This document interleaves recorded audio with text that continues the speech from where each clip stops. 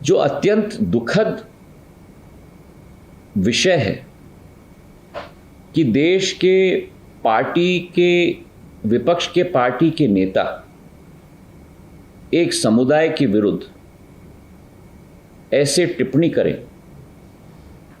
कि पूर्ण समुदाय चोर है, उस समुदाय को अपमानित करें, हमारे पिछड़े वर्ग को कलंकित करें और उसके बाद ऐसे वक्तव्य दिए जाएं। मैं मानता हूं कि जिस कांग्रेस पार्टी ने पिछड़े वर्ग को कलंकित और अपमानित करने का काम किया है, जिस कांग्रेस पार्टी ने हमारे सैनिकों की वीरता पर प्रमाण मांगा है, जिस कांग्रेस पार्टी ने ये वक्तव्य दिया है कि हमारे सीमावर्ती इलाके पर चीन के द्वारा हमारे सैनिकों की पिटाई हुई है, ऐसे कांग्रेस पार्टी की कोई विचारधारा नहीं बची है।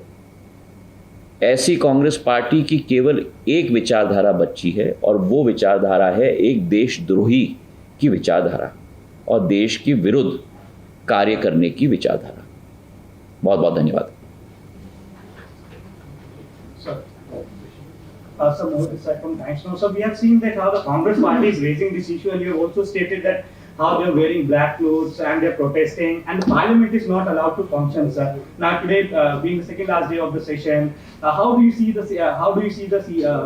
Today's session going? Because again and again we see as soon as the Rajya Sabha and Lok Sabha convenes, the protest is done by the opposition parties and Congress, and the House is not allowed to function, sir. देखिए, प्रजातंत्र के मंदिर में अगर विचार विमर्श, मंथन और चर्चा न होने देना,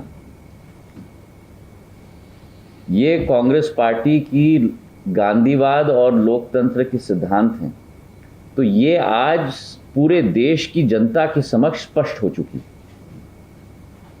और दोबारा मैं कह रहा हूं कि ये लोकतंत्र की लड़ाई नहीं है,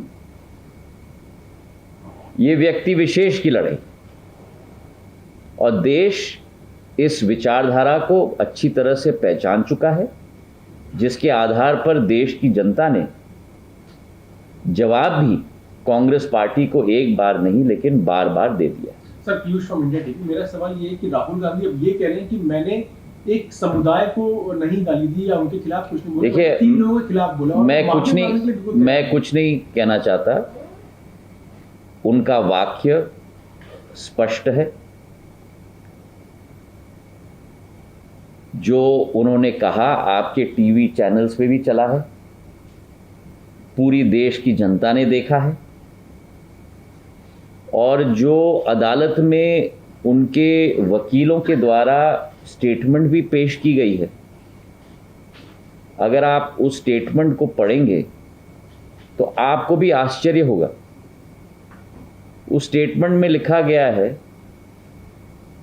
कि जो देश के बड़े नेता होते हैं उनके द्वारा कभी कभी भाषणों में जो मन में आए कहा जाता है, पर उनकी स्टैंडिंग होती है, तो स्टैंडिंग के आधार पर कंटेंट को नहीं देखा जाना चाहिए, लेकिन टोन और टेनर को देखा जाना चाहिए।